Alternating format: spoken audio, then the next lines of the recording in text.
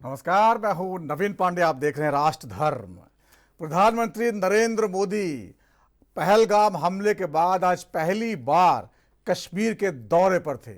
वहां उन्होंने चिनाब नदी पर बने दुनिया के सबसे ऊंचे रेल ब्रिज का उद्घाटन करते हुए कई बड़े ऐलान किए। चिनाब ब्रिज पर तिरंगा फहराते हुए मोदी ने पाकिस्तान पर करारे वार किए।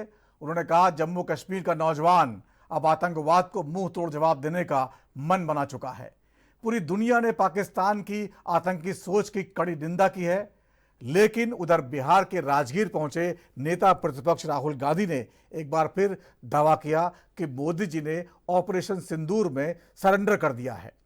भोपाल में उन्होंने नरेंद्र सरेंडर वाला जो जुमला उछाला था वो तो आज दोहराने से बचते रहे, लेकिन सरेंडर की थ्योरी पर बीजेपी को घेरने से बिल्कुल नहीं चूके।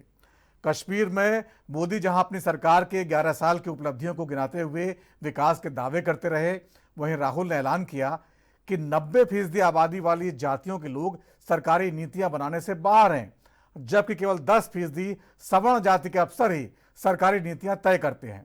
इसीलिए जातीय जनगणना जरूरी है। उन्होंने कहा कि मोदी सरकार ने हमारे दबाव में जातीय जनगणना का ऐलान तो कर दिया है, लेकिन उनका मॉडल हमारे मॉडल से अलग है। एक है बीजेपी का मॉडल, दूसरा है तेलंगाना वाला कांग्रेस का मॉडल। बड़ा सवाल यह है, आखिर दोनों नेता जब बड़े बड़े दावे कर रहे हैं तो आखिर सच्चाई क्या है? इसी मुद्दे पर चर्चा करेंगे। कुछ खास मेहमान हमारे साथ जुड़े होंगे, उससे पहले देख लेते हैं क्या कुछ कहा गया है। नरेंद्र मोदी कश्मीर के चिनाब नदी पर बने दुनिया के सबसे ऊंचे ब्रिज पर खड़े होकर जब उन्होंने तिरंगा फहराया तो पाकिस्तान को समझ में आ गया होगा और पाकिस्तानियों को समझ में आ गया होगा कि भारत में कैसे विकास की गंगा बह रही है और यहां पर केवल आतंकवाद का खेल चल रहा है। प्रधानमंत्री नरेंद्र मोदी ने भी आज ऐसा ही कुछ कहा, लेकिन बड़ा सवाल यह है कि राहुल गांधी अभी भी ऑपरेशन सिंदूर को लेकर लगातार हमले कर रहे हैं।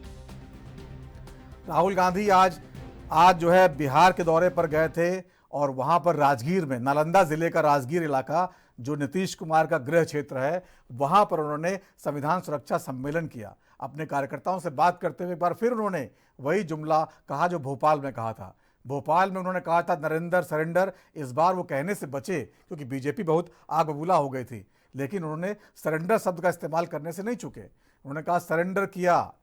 ट्रंप ने 11 बार कहा कि सरेंडर किया, हालांकि ट्रंप ने सीज फायर की बात की थी। तो सियासत में चीजें कैसे तोड़ी मरोड़ी जाती हैं, कैसे नए नैरेटिव सेट किए जाते हैं, तमाम सवाल हैं। कुछ मेहमान हमारे साथ हैं, चलते हैं। जो मोदी जी ने दावे किए उन पर भी बात करेंगे, राहुल गांधी जी के दावा पर बात करेंगे।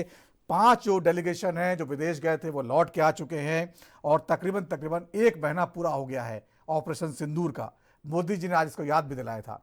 चलते मेहमानों के पास। हमारे साथ जुड़े हैं अमित तिवारी जी, नेता बीजेपी के। बहुत बहुत स्वागत अमित जी। हमारे साथ जुड़े हैं डॉक्टर हरिनाथ उपाध्याय जी, प्रवक्ता कांग्रेस के।